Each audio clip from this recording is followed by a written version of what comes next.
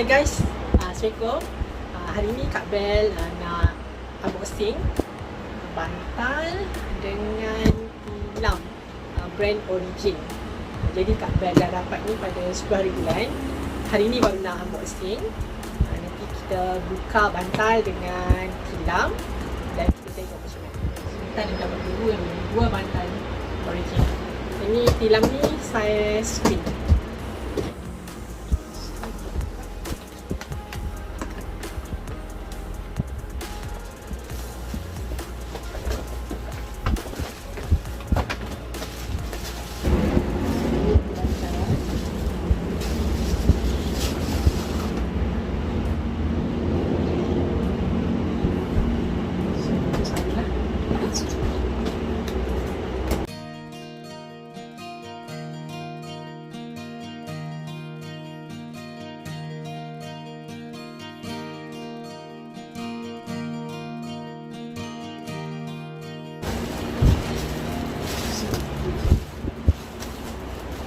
Jadi tilam ni dia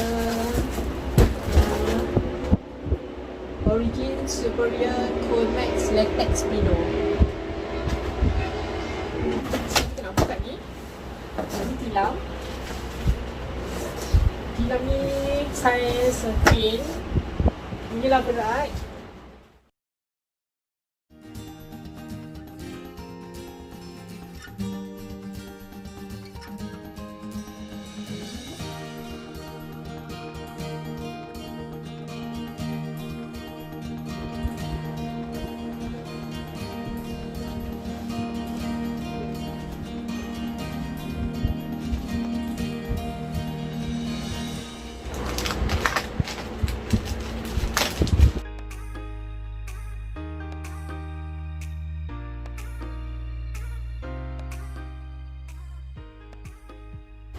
Tak sempat dia buka habis lagi, dia dah terbuka dah semua.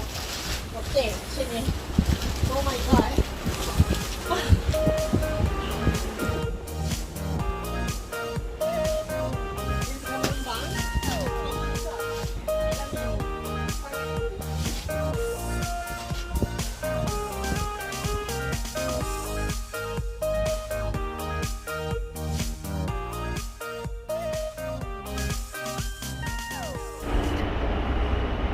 Okay, sekarang kita dah buka ni bantal.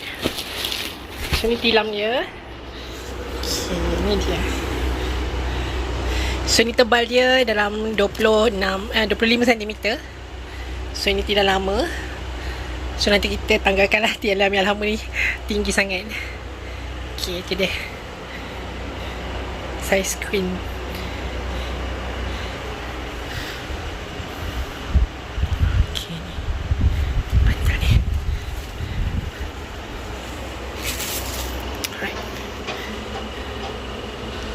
Okay, tadi tu terbalik. So ni kita dah betulkan. Inilah bentuk dia. Okay.